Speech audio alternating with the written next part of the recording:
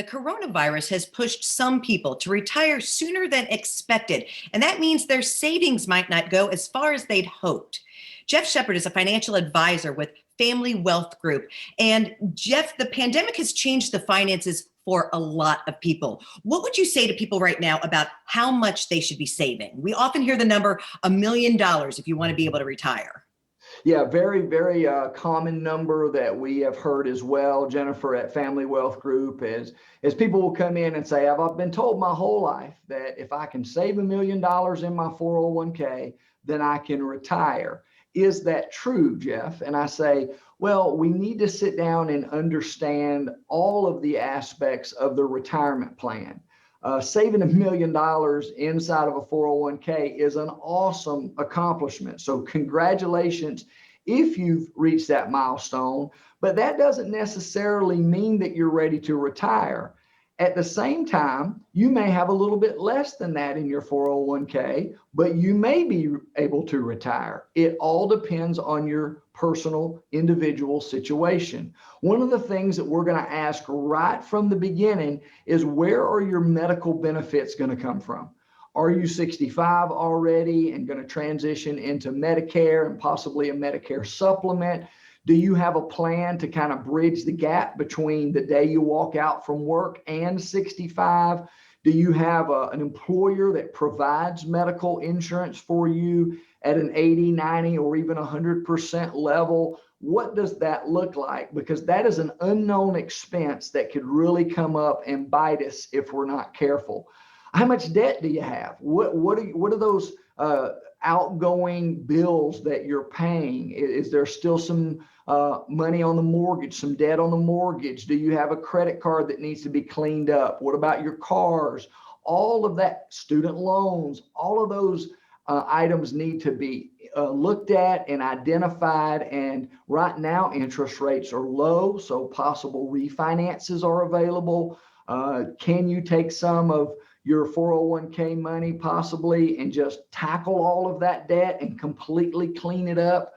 It's different for everybody, Jennifer, and it's hard to answer that question generally, but we do encourage you to sit down and make sure that you start putting together a plan.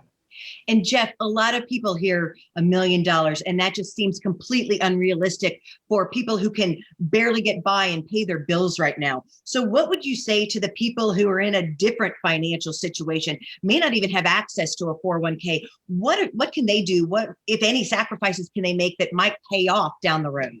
Absolutely. Absolutely. Well, number one, I love the basketball analogy to run early. So what I mean by that is in order to get a slam dunk at the other end of the floor, as soon as your team gets the ball, you've got to run early.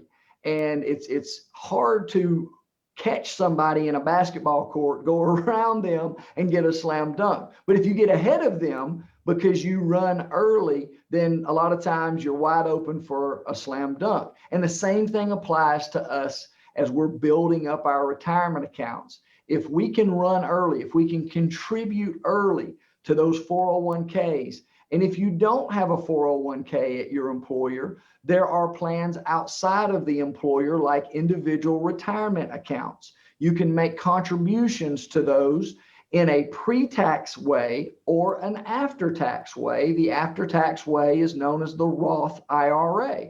And so there are rules that allow you to put money in. If you're married, both can contribute money into those IRAs and get those growing and building for you and compounding year after year in a positive way for you and your plan. Jeff, I said one of the best pieces of advice that my parents gave me was when I got my first job making $14,000 a year, which barely covered rent and my car insurance. But they said, put whatever you can away now and it will pay off down the road. You have children. What advice would you have to parents to help them to learn those financial lessons now that can really help them later in life?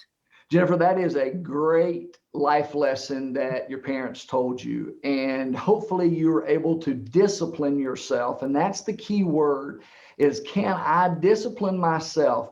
Even though it doesn't look like it's possible on paper, Can I squeeze out $20 a paycheck, $50 a paycheck, and put it into some type of retirement or savings vehicle? If you can do that, then you are establishing yourself with an incredible habit. It's like Stacy and I at home. We raised our children, as most everybody did, to be able to go to the bathroom in the toilet sooner than later. We wanted them out of those diapers, and we wanted to teach them how to use the bathroom correctly. And we didn't wait till they were 12 years old or teenagers in high school to teach them that. And as crazy as that example is, that's the simple things that need to be put in place with a plan. Don't overcomplicate retirement planning and planning for the future. It's those little things that you're able to do and create the right habits and stick to them year after year that end up being a big success for you, your family, and your future. You mentioned sacrifice. Live below your means. Know how much money you have and live below that instead of getting into all this debt. And that'll make a huge difference as well. It will. Credit card debt is such a problem in our country. Just debt in general is a very, very hot topic right now. And it's never been easier to get your hands on money. Interest rates are low right now. You can refinance. It seems like every day in the mail, you get another offer from a credit card company. And at 18 and 21 years old, you're getting stuff in the mail, and all of a sudden you qualified for $2,000. You've never had $2,000 in your life. And you go and you get that purchase that you really don't need. And before you know it, you've got a credit card rate of 17, 20% interest, and that's not getting started on the right foot. And so do make those sacrifices early, but just write things down. It's so important that we write our goals down. There's power in that. Above my shoulder is a paper that I wrote in the 6th grade about my dream to play basketball at Kentucky and to play professional basketball. And as simple as that was, I put it down on a piece of paper. And there's power in that. So we encourage people to do that. It's great advice. So how can people connect with you and get more information? It's really easy to connect with us. Our website is thefamilywealthgroup.com. Our phone number is 859-309-0349.